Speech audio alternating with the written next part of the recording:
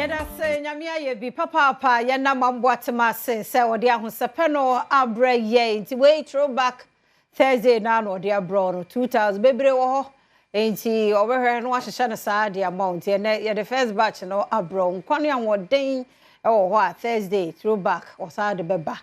nyamia ye bi o ye na de bia meka no se me nyame kum 2005 at ko hwe de nyamia aye ne wo ye no wo de to 2000 no ho a ai amia ye bebre nti mpre ho abrabom to bo process kakra ubedru ho wo hwe omo ye nyesa wo twetwe obi ba hwe sata no so na ugina so wo hu se me hu me picture bi me kofie na me hu me picture bi a na me kaya me se we esa picture we ba ku bi na me cheche ne space de wa na me di tu me hu but ene wo hu ana say na we zo ene say sa na tie abrabo ne ye bia ne ne esie ewo mu ti de ohunu ye de bro no that time no e de na ewo so wo bia wo ye guy ene ya ye ti wo ye hu se ya dress hyen wo de ma yes bi mra mehwe we mu betwetwam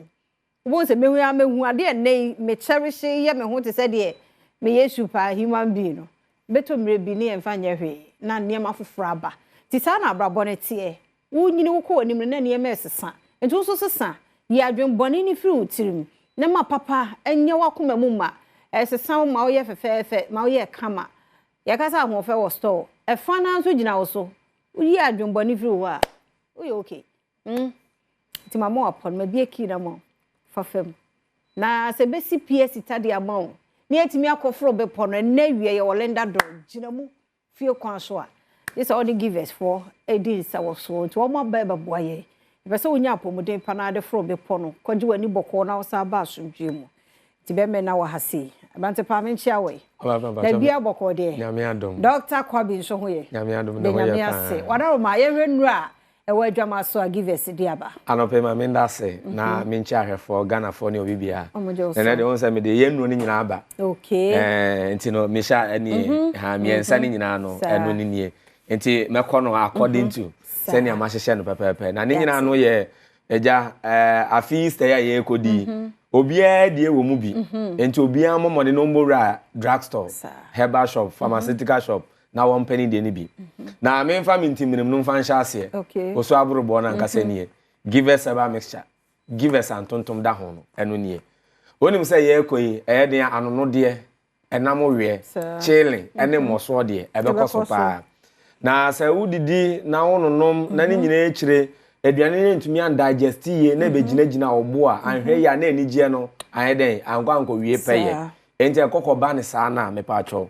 ayeden a mojanam de ye kɔwe dodo na obehu sa fe do bɔkakɔgye wani abedu fie wie no na de yare ebrew eno so na give us a center ye mpese besi ezan se wo kɔwe ni bebrebe akonom ni bebrebe no na ebe ma wuntini no emu besisisi ebe ma moja no endi efurusane wakakɔgye wani abawie na afi na obeye na ananse acheme nan na ananse ayemi sei na wo de beye kasa no enya ade ebe den ebetumi aboa ye kura eno nti na nna no pay me de give us herbal mixture no etumi de aba give us antontom da ho me ba cho bibiara nkopa bi na wononom onum se ye konante ye koye nna ye giremu atula entontom no so de wom som de omo befra ye say if they cannot beat us definitely on be join yen ento mo join yen ya eye dan ara obi nka se yare mra obi emfra yare ema ne ho na mom no atwase ba na ne bre ne pension nti no den e beba enti pacho but modern akope give us a mixture no na boost to immune system no ma onkwambo na ebo ni pedua no ho ban no enya hoden na enya afi na mo akodu people no so na obe ye no fon na miti na memfe na me ha da bi ya bese yi ni nyina de fi ho na enya hoden pa na tumi fa fro be pon na bibia na de entumi nkonkan ebi obi wo ha wo hwe me obeso wo kɔ nsu nanum ato bibia no ne kon obekɔ akodu ha wie na nkrofo atwam ano na de ote hodi na adon sa hye odem refem ense sesi but modern akope give us herbal mixture ewo herbal shop pharmaceutical shop licensed chemical shop ani bebi eton aduro bia na kononom na bibia na eden entumi enkon kan eden entumi enfamanti anope but modern akope bi we no boost immune system no na esan eboa emma eye etridi emmoa bia bebe ni pedua no mu typhoid biara fever biara no pepacho Givers Herbal mixture to ase etumi e de ama na bibia na etumi akonkan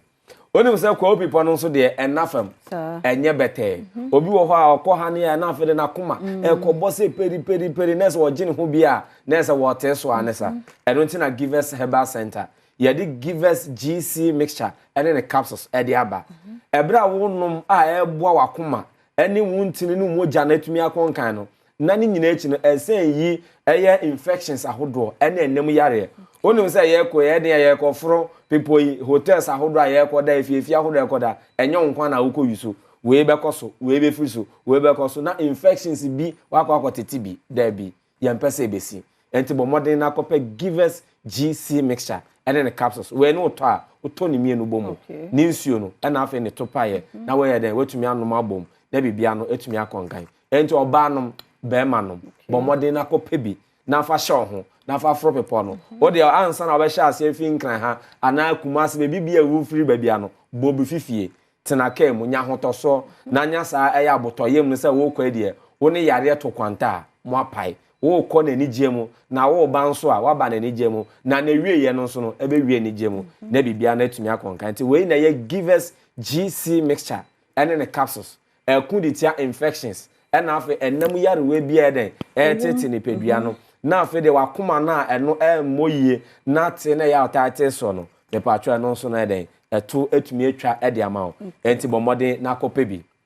na we no nso ni we echiriba no ene ne entafo no ene ne we na ye Givers P ena we na ye Givers Co capsules no ene eye den ara obi be ko beka so ena me de me yematim ena sebi mintumi nkonfichire ena constipation e hawo me pacho eye sa na emma nipedua no se na ese ye adwuma no entumi nya adwuma ye enti na Givers Herbal Center ye pese ye tu constipation bi ase na constipation no so e wo so no ayemtim no e bia wo hia wa kodonkua wo kanchima bi owon se wo so enti na empampan boni bi be fififi onum aba amanfo atwa peg atwa kiss bi na bia wo de akwa hwere wo me pacho we dra hia ye Givers Co capsules ena afa Givers P capsules na kan no so bomu nanom na de betumi aboa wo obeka se achia so emu ye Easter ne de ya sha ase a ene anesa na mo na bia na ompa so agudie wo fam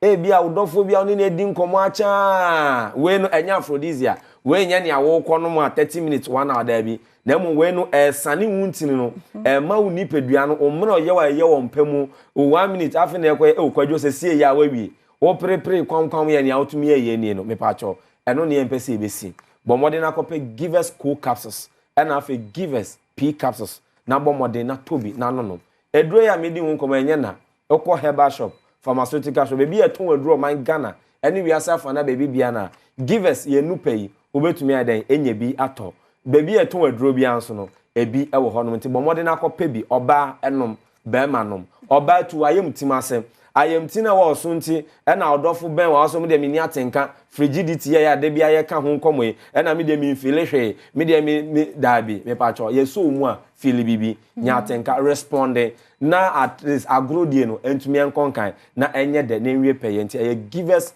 Co capsules na afa Givers P capsules no na wo hia na watumi adan akwakọ tobi na wanom enti ena no pay Givers ye ba ye na ye beboa ma Easter no etumi ewie peye na akonkan ya na enno ne nti we ye Givers Herbal mixture no we ena ebe ma wonu mu adaho eno ena ebe boa ma etu malaria etu fever ena afa typhoid aye ase etumi de ama ense boost immune system no ema enkwamo na ewo onipedua no ma ebo onipedua no ho ban no a enkofa mre oye bia mre no we ena ebe boa na bibia na etumi akonkan na ni nyina chi enemu yarewa ena afa infections no so no na wa pe Givers GC mixture ena afa ne capsules no enu so echira kwan na etumi aboa na wakoma ena afa de onipedua no human anatomy na naza human system no ni nyina so etumi adan ewie peye na bibia etumi akonkan ti we no eye ni nsuo ena afa ne topaye enti oto a na wato ne mienu e de abomu ena afa sisi yare de ni mejina metena sikakra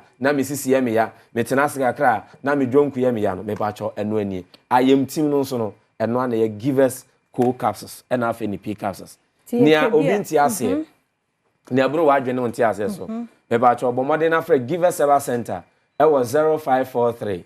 222470 0543 222470 2470 na ne awonte ase na bro wa adwene wonte ase so bia no ofra ya nopa ewia enwumre ebre ni do nyina na ye ne obedi nkomo na bebi a wo mpatemu obro no a wonya aduro no bi no ofra ya ebetumi a kire we bi a obenya Givers Herbal Center ye nupe nyina bi ye wo honomo na eden etumi abo na bibia na etumi akonkan nti bomoden na kopa nnuri na fanante na Easter ya wo kodi se wo convention ase ana se wo na me no we ka se wo fro people no bi no enu etumi abo na bibia no etumi akonkan ede amount bomoden na kopa ye nupa bi na etumi mo anti give us nkomo a no pay Easter bremu ye de abesom Ghana fo no aha ene ye de ebesi na bibia na akonkan enti ba cho numbers no biom no eye 0543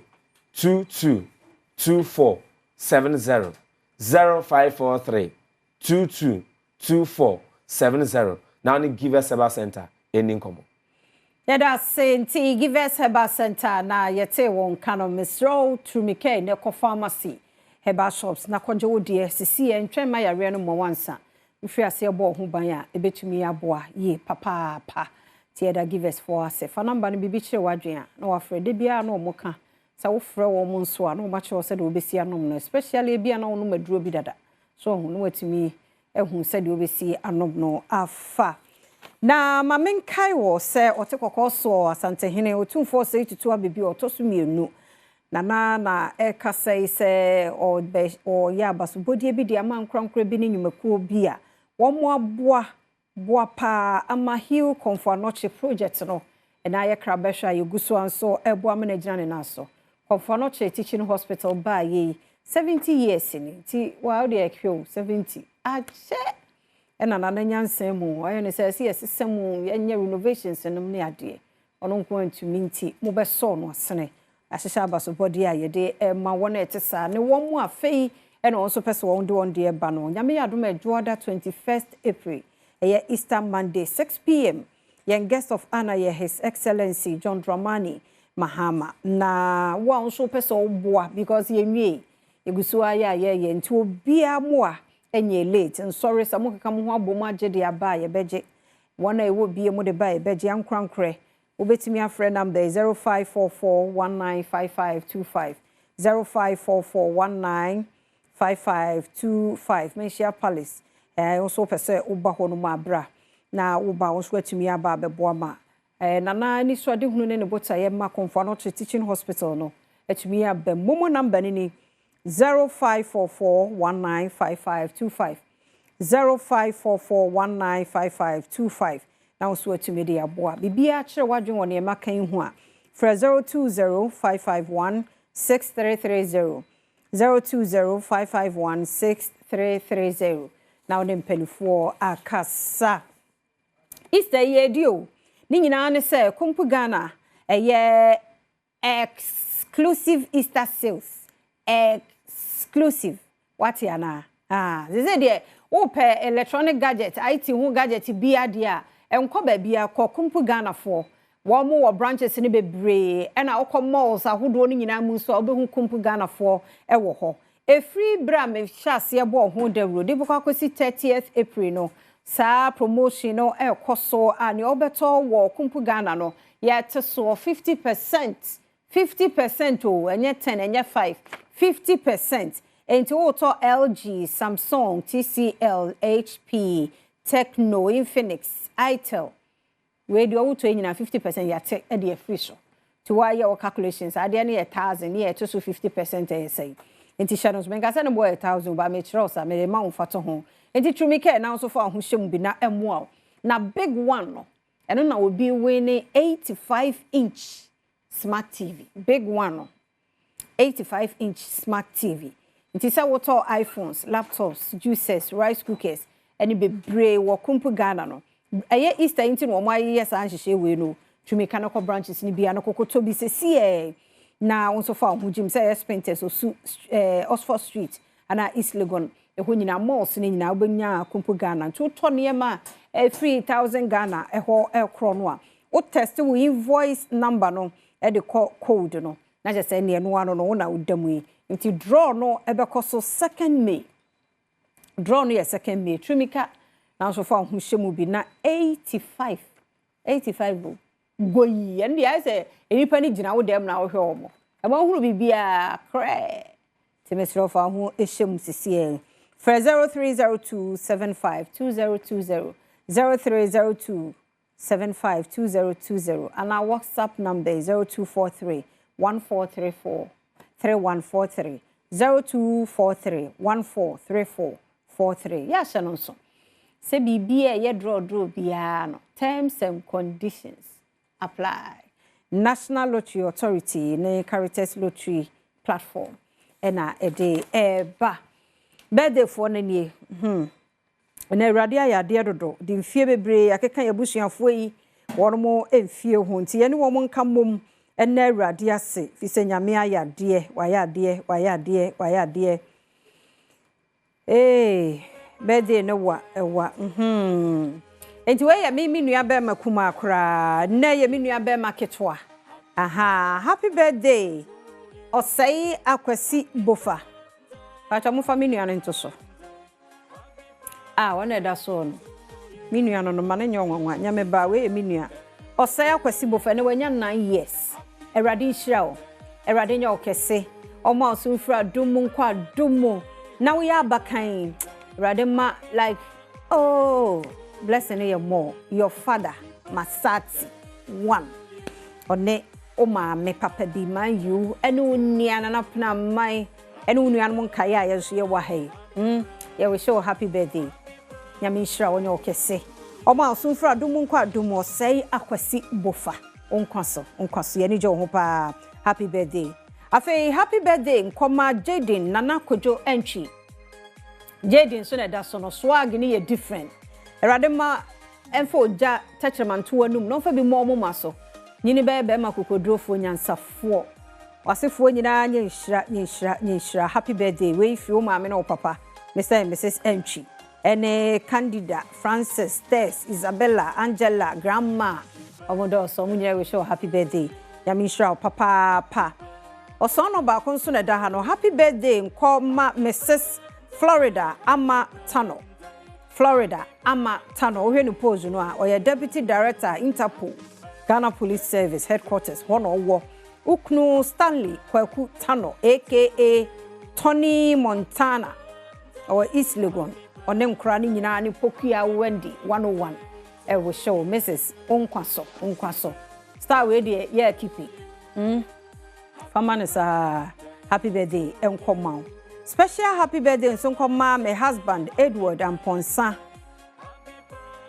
of Multimedia Group. Sir Edward Miss Amponsa na.